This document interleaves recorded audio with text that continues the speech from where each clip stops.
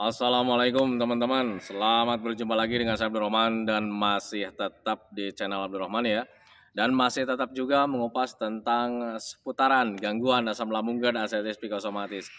Nah, di sesi kali ini saya akan share video tentang apakah boleh menggunakan obat yang lain ketika terkena gangguan asam lambung dan asam psikosomatis. Nah, makanya bagi teman-teman yang sekarang kebingungan nih saat terkena gangguan asam lambung dan asam psikosomatis, apakah kita bisa mengkonsumsi obat ini atau apakah kita bisa mengkonsumsi obat itu? Nah itu teman-teman, nah makanya bagi teman-teman yang sekarang sedang kebingungan tentang hal tersebut, teman-teman ya, tolong tonton videonya sampai habis, jangan di-skip biar kalian nanti mengerti, biar kalian nanti paham dan ketika mengerti dan paham ya kalian bisa apa ya, bisa mengetahuinya kemudian kalian juga bisa menindaklanjutinya. Nah itu teman-teman, nah makanya tolong tonton videonya sampai habis, jangan di-skip. Dan kemudian seperti biasa ya bagi teman-teman yang baru bergabung, kalau seandainya kalian mau bertanya tentang seputaran gangguan asam lambung dan asam psikosomatis, alangkah baiknya kalian tonton dulu video-video saya sebelumnya karena untuk seputaran gangguan asam lambung dan asam psikosomatis semuanya sudah saya share ya. Dari mulai cerita saya yang terkena gangguan asam lambung dan asam psikosomatis, kemudian merasakan 1001 macam sensasi yang sangat tidak nyaman, itu sudah di-share teman-teman ya. Dan kemudian bagaimana cara menangani setiap sensasi yang hadir, itu juga sudah di-share. Nah makanya biar lebih jelas, biar lebih detail, alangkah baiknya kalian tonton dulu video-video saya sebelumnya. Nah itu teman-teman ya.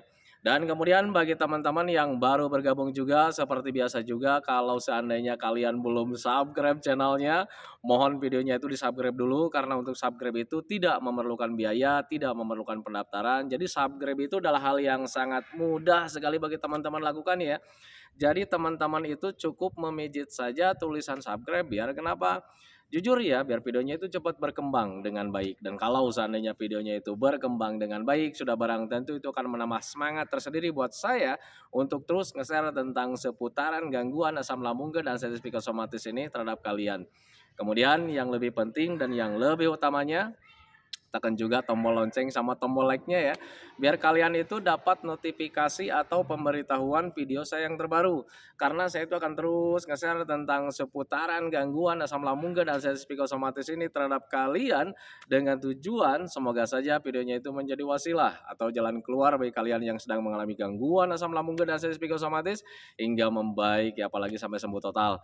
Amin ya robbal alamin. Ya minimal hanya memberikan motivasi saja atau lebih minimalnya lagi hanya sekedar menemani kalian yang sekarang sedang merasakan tidak nyamannya dari gangguan asam lambung dan asam psikosomatis. Nah itu teman-teman ya.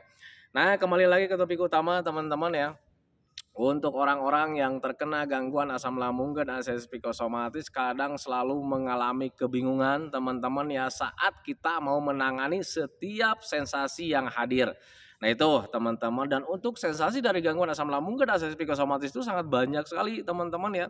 Dari ujung rambut sampai ujung kaki pasti ada yang dirasa teman-teman ya. Dari ujung rambut misal contoh teman-teman ya sering rontok seperti itu teman-teman, dan ketika sering rontok itu kadang kita itu selalu mengalami ketakutan, dan biasanya untuk orang yang terkena anxiety disorder gitu teman-teman ya, ketakutan-ketakutannya itu ya pasti tentang seputaran kematian. Nah itu teman-teman, jadi ketika rambut rontok berpikirnya yang aneh-aneh ya. Wah ini jangan-jangan gua mau mendekati kematian nih, soalnya ini rambut udah mulai rontok nih. Nah itu teman-teman, nah makanya bagi orang-orang yang terkena gangguan asam lambung dan asam psikosomatis, ketika mempunyai sensasi apapun selalu dikait-kaitkan dengan hal-hal yang tidak diinginkan, dan kemudian sensasinya itu sangat banyak sekali, yaitu dari ujung rambut sampai ujung kaki. Nah itu teman-teman, nah makanya pahami saja ke sana. Jadi untuk orang-orang yang terkena gangguan asam lambung dan asam psikosomatis, ketika kalian mengalami sensasi yang sangat banyak sekali, kadang kita itu selalu mengalami ketakutan. Nah itu teman-teman, tetapi perlu kalian ketahui bahwa gangguan asam lambung dan asam psikosomatis dari semua sensasi yang banyak itu tidak berbahaya sama sekali teman-teman ya. Hanya banyak saja, tetapi untuk bahaya tidak juga gitu teman-teman ya. Nah tetapi kadang untuk orang yang terkena gangguan asam lambung dan asam psikosomatis itu selalu mengalami kebingungan ketika mau menghadapi sensasi ya teman-teman ya, ketika mau menangani sensasi. Apakah kita itu harus memakai obat atau tidak teman-teman ya, contoh kecil lah. untuk orang yang terkena gangguan asam lambung dan asam psikosomatis ada kalanya kita itu mengalami sakit gigi teman-teman ya. Dan dulu sebelum terkena gangguan asam lambung dan asam psikosomatis, kalian ketika mengalami sakit gigi, kalian beli obat ke warung saja, kalian konsumsi beres gitu teman-teman ya. Sakit giginya pasti membaik, paling lama itu 1 minggu atau 2 minggu.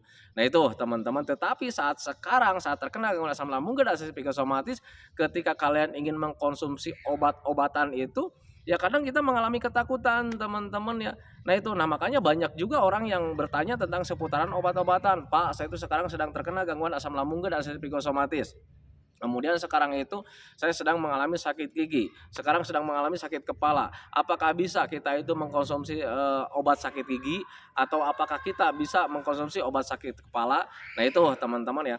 Nah ketika kalian bertanya terhadap saya tentang seputaran obat-obatan, teman-teman ya, jujur saya tidak bisa menjawab teman-teman ya. Karena yang pertama, saya itu bukan ahli obat-obatan, yang keduanya saya bukan dokter juga gitu teman-teman ya. Kemudian yang ketiga juga, saya itu bukan ahli hipnoterapi, tetapi saya itu hanya orang biasa yang pernah mengalami gangguan asam lambung dan asam psikosomatis, kemudian membaiknya itu tanpa obat, tanpa herbal teman-teman ya. Nah itu termasuk di sensasi-sensasinya teman-teman. Jadi ketika saat terkena gangguan asam lambung dan asam psikosomatis, sama saya juga dulu gitu teman-teman ya, pernah mengalami sakit gigi, pernah mengalami sakit demam gitu teman-teman ya, pernah mengalami pilek dan sebagainya teman-teman ya, tentang gangguan rumahan itu saya pernah alaminya teman-teman ya.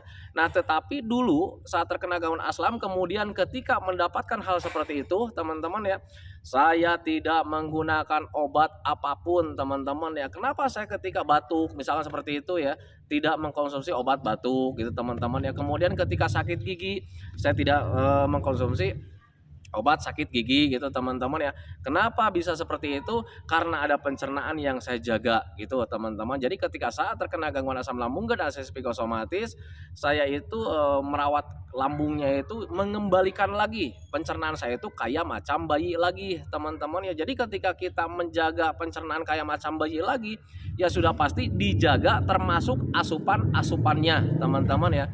Nah itu, nah makanya bagi teman-teman yang sekarang bertanya tentang seputaran gangguan asam lambung dan asam psikosomatis, kemudian bertanya tentang seputaran obat teman-teman ya, perlu kalian ketahui teman-teman ya, saya tidak menggunakan obat apapun ketika sakit apapun saat terkena gangguan asam lambung dan asam psikosomatis. Nah itu teman-teman, tetapi dulu sebelum terkena gangguan asam lambung dan asam psikosomatis itu saya sering mengkonsumsi obat-obatan seperti itu teman-teman, karena saya itu bukan anti obat juga gitu teman-teman ya.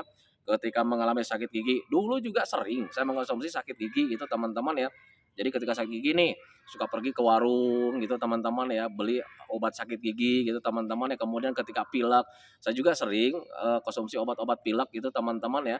Nah tetapi saat terkena gangguan asam lambung dan asam psikosomatis, ketika mempunyai sakit-sakit biasa atau sakit-sakit gangguan rumahan teman-teman ya, saya tidak menggunakan obat, saya tidak menggunakan herbal teman-teman ya, karena ada pencernaan yang saya jaga gitu teman-teman ya. Nah kemudian bagaimana Pak kalau seandainya Bapak terkena sakit gigi, bagaimana cara menanganinya? Sementara yang bisa meredakan sakit gigi itu adalah obat-obatan tentang sakit gigi. Kan gitu teman-teman ya. Untuk saya pribadi dulu teman-teman ya, ketika mengalami sakit apapun, saya suka dikenali dulu penyebabnya gitu teman-teman ya, termasuk di sakit gigi. Penyebabnya apa nih? Gitu kan, kok saya bisa sakit gigi nih?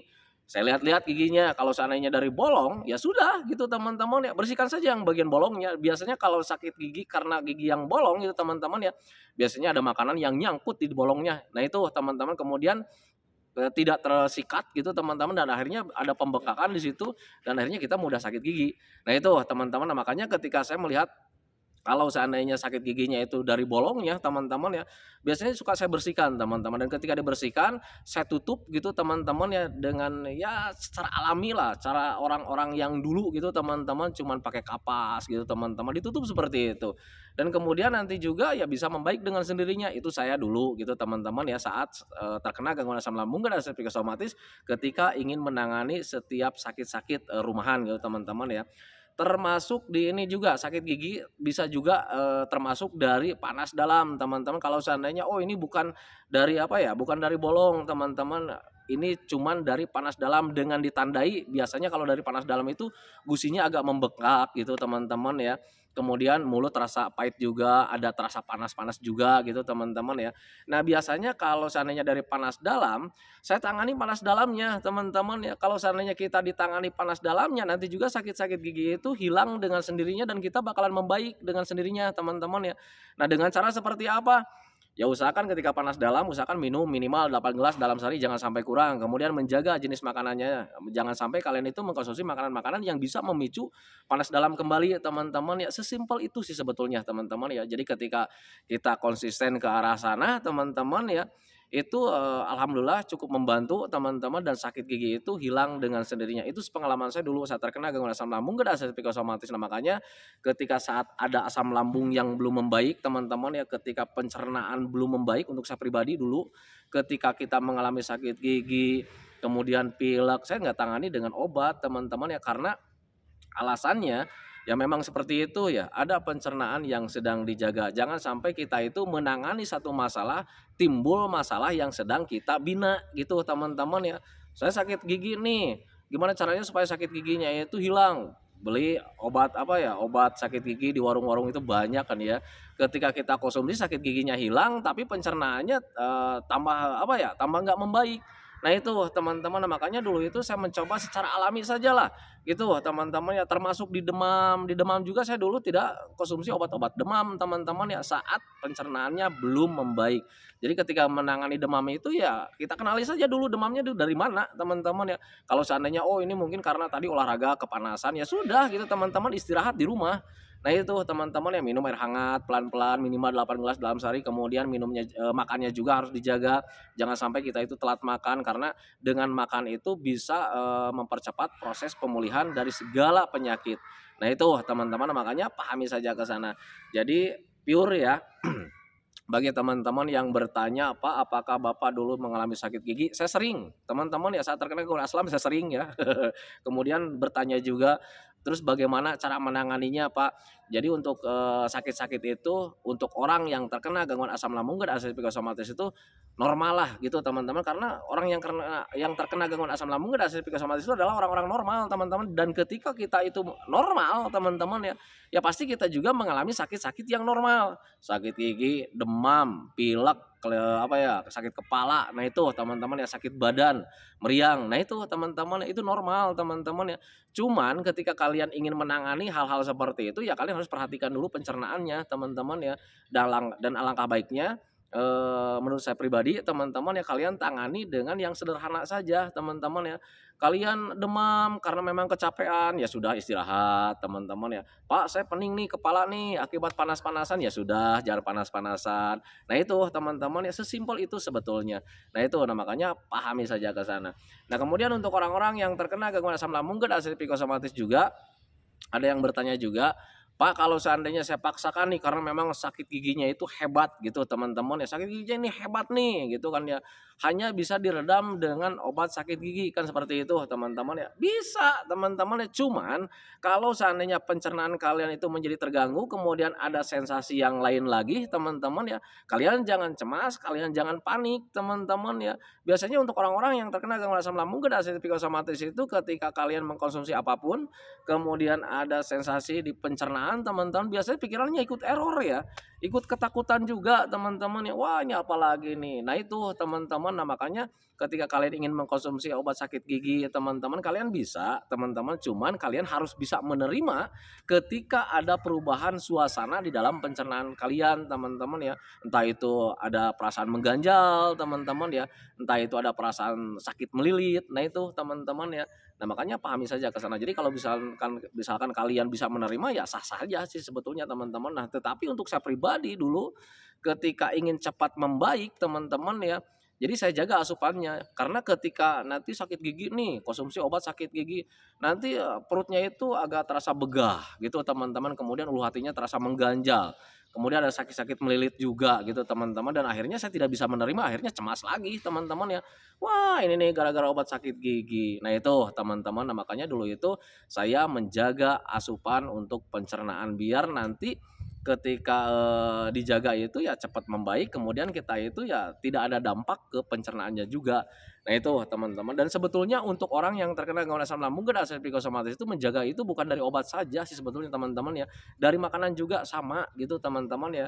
Mari berpikir logika saja, orang yang terkena gangguan asam lambung dan asam psikosomatis yang rata-rata sering pencernaannya itu, apa ya, mencret, kadang tidak beres gitu seperti itu teman-teman ya. Apakah kalian bisa, mengkonsumsi sambal? Kan tidak teman-teman ya. Tidak kalau seandainya kalian masih mengeluh ada rasa tidak nyaman. Tetapi kalau misalkan, "Pak, saya itu sedang pencernaannya sedang error nih, apa bisa makan sambal?" Ya bisa makan itu teman-teman, cuman pertanyaannya dikembalikan lagi sama Anda teman-teman ya. Apakah kalian bisa menerima konsekuensinya ketika kalian makan sambal? Nah itu teman-teman, kalau seandainya tidak bisa ya sudah hentikan saja, berpikir logikanya ke sana teman-teman. Jadi untuk seputaran gangguan asam lambung dan asam psikosomatis itu sebetulnya sesederhana itu sih sebetulnya teman-teman ya. Kita capek ya istirahat, kita lapar ya makan gitu teman-teman ya. Kita ini belum lapar Pak, tapi udah jam waktunya makan, ya sudah makan gitu. Tapi Pak saya ini, apa ya, walaupun barusan sudah makan tetapi masih kelayangan juga, ya sudah nggak apa-apa, itu karena memang kebutuhan untuk tubuhnya tidak terpenuhi, ya sudah makan lagi. Nah itu teman-teman ya, itu sesimpel itu teman-teman, nah makanya pahami saja ke sana. Nah itu teman-teman ya, videonya saya tidak akan panjang lebar karena memang sekarang tuh udah cuacanya udah mau hujan lagi teman-teman, udah mulai rintik-rintik itu, jadi takutnya nanti keburu hujan, jadi videonya saya hentikan dulu teman-teman ya. Jadi buat teman-teman yang bertanya teman-teman ya, apakah ketika saat terkena gangguan asam lambung dan asam psikosomatis itu bisa mengkonsumsi obat-obatan yang lain teman-teman ya. Jujur saya tidak bisa menjawab teman-teman, tetapi kalau misalkan saya jawab lewat sepengalaman saya teman-teman saya bisa. Tetapi kalau misalkan saya menjawab, berdasarkan dokter gitu teman-teman ya, ingat saya itu bukan dokter teman-teman ya. Kemudian saya juga bukan ahli obat-obatan, kemudian saya juga bukan ahli hipnoterapi teman-teman ya. Saya itu hanya orang biasa yang terkena gangguan asam lambung dan asam psikosomatis selang beberapa tahun sampai sembuh total tanpa obat, tanpa herbal. Makanya saya jelaskannya juga sesuai dengan pengalaman saya. Nah itu teman-teman, dulu saat terkena gangguan asam lambung dan asam psikosomatis ketika saya menghadapi sakit-sakit biasa, saya tidak menggunakan obat-obatan, saya tidak menggunakan herbal-herbalan teman-teman ya, karena ada pencernaan yang sedang saya jaga gitu teman-teman. Jadi ketika proses pemulihan dari gangguan asam lambung dan asam psikosomatis itu, saya menjaga asupannya, asupan untuk pencernaan kita, untuk pencernaan saya teman-teman ya, terutama di obat-obatan. Karena jangankan untuk obat-obatan teman-teman ya, makanan saja kalau seandainya ada yang salah kita konsumsi, itu pasti sensasi hadir. Nah, begitu juga dengan obat-obatan, teman-teman ya. Jadi, saya itu tidak, apa ya, tidak menggunakan obat-obatan karena saya itu tidak mau menghilangkan satu sensasi, tetapi mengganggu apa yang telah kita bina, yang udah lama, teman-teman. Apa itu? Pencernaannya. Nah, itu, teman-teman. Makanya saya waktu dulu menangani sakit-sakit yang lain rumahan itu, saya menggunakan metode secara alami saja. Kenali dulu penyebabnya. Sakit gigi, oh mungkin dari panas dalamnya, sudah tangani panas dalamnya. Nah itu teman-teman. Kemudian hidung terasa mempet gitu teman-teman ya. Kenali saja itu dari virus influenza atau misalkan dari panas dalam. Kalau seandainya dari virus influenza, ya sebaiknya kalian sering minum air hangat, kemudian hindari suhu dingin gitu teman-teman ya. Hindari juga terlalu panas-panasan. Kemudian kalau seandainya dari panas dalam, teman-teman ya sudah tangani saja panas dalamnya. Nah itu teman-teman, nah, makanya pahami saja ke sana. Jadi pure ya untuk teman-teman yang masih bertanya juga, "Pak, apakah Bapak mengkonsumsi obat, sakit gigi? Ketika sakit gigi, apakah Bapak juga mengkonsumsi obat demam ketika demam?" Saya tekankan sekali lagi, saya tidak menggunakan obat-obatan apapun itu gitu teman-teman, karena memang ada yang sedang dijaga. Nah itu teman-teman, tetapi kalau dulu, sebelum, terkena gangguan asam lambung dan asam psikosomatis, saya sering mengkonsumsi obat-obatan seperti itu teman-teman ya, karena pengen cepat sembuh. Nah itu teman-teman, tetapi saat ini saat, terkena gangguan asam lambung dan asam psikosomatis, saya tidak menggunakan obat-obatan seperti itu ya, karena memang ada pencernaan yang sedang dijaga. Kemudian bagi teman-teman yang bertanya juga nih saat ini misalkan, "Pak, kan sekarang itu Bapak itu sudah sembuh total. Gimana kalau seandainya Bapak mengalami sakit gigi? Apakah Bapak juga, sekarang itu masih memakai secara alami?" Karena memang, saya sekarang itu sudah sembuh total gitu teman-teman, jadi ketika mau menjaga secara alami itu agak sulit, misalkan karena memang sekarang itu lebih mengandalkan hobi ya. Nah sekarang itu saya memakai obat-obatan warung. Nah itu teman-teman, kayak macam kemarin misalkan saya mengalami sakit gigi nih, kemudian ada panas dalam gitu teman-teman ya.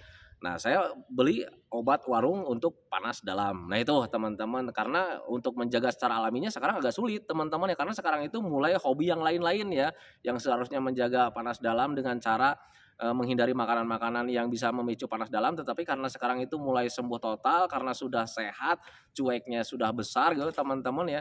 Jadi ketika ada panas dalam juga kadang makanan-makanan yang lain itu suka dihajar. Nah, itu teman-teman ya, karena hobi ya lebih mengalahkan gitu teman-teman ya untuk saat ini. Nah, makanya bagi teman-teman yang sekarang ingin mengetahui ya itulah alasannya. Nah, itu teman-teman ya.